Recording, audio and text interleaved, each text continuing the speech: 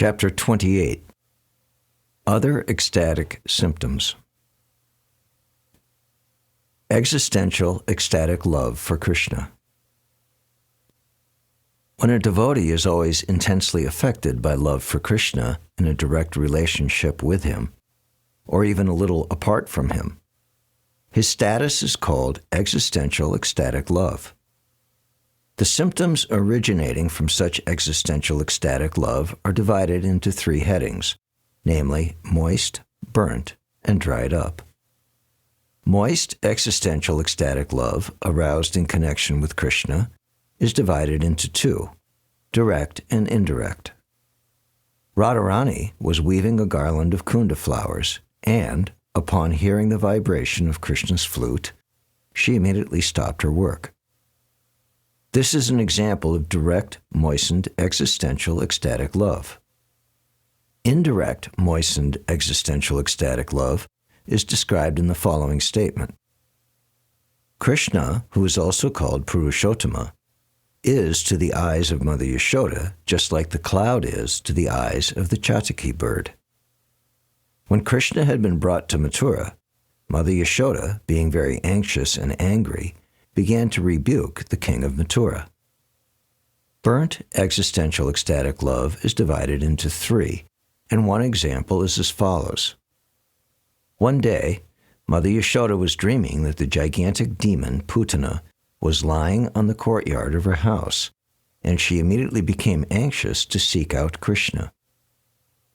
When there are manifestations of ecstatic symptoms in the body of a non-devotee, these are called dried-up symptoms of ecstatic love. The non-devotees are actually materialistic, but in contact with some pure devotee, they sometimes may manifest some symptoms of ecstasy. Devotional scholars call these dried-up symptoms.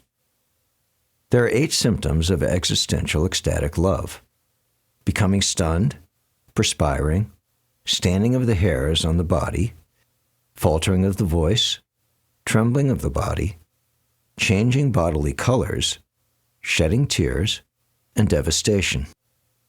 The scientific explanation of these 8 symptoms is given by Rupa Goswami as follows.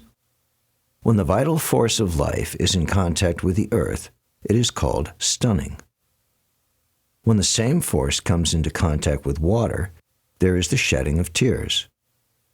When the same force comes into contact with fire, there is perspiration. When the force comes into contact with the sky, there is complete devastation. And when that force comes into contact with the air, there is trembling, failing of the voice, and standing of the hairs on the body. These symptoms are sometimes manifested internally and sometimes externally. The pure devotee always feels such symptomatic expressions within himself, but being afraid of outsiders, he does not generally manifest them externally.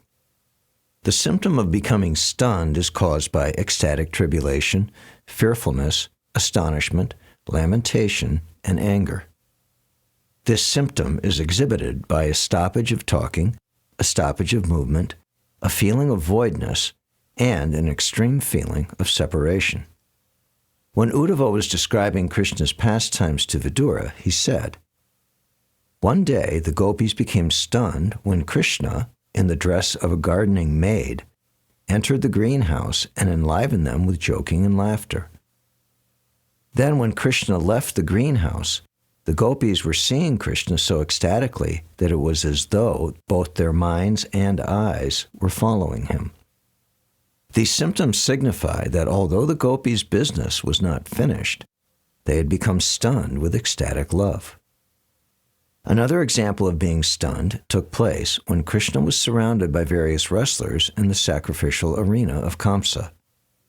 His mother, Devaki, then became stunned, and her eyes dried up when she saw Krishna amongst the wrestlers. There is also an example of the astonishment of Lord Brahma. It is explained in the 10th canto, 13th chapter, 51st verse of Srimad Bhagavatam, that when Brahma understood that this cowherd boy was the Supreme Personality of Godhead himself, he became stunned. All of his sensual activities became stopped upon seeing all the cowherd boys again along with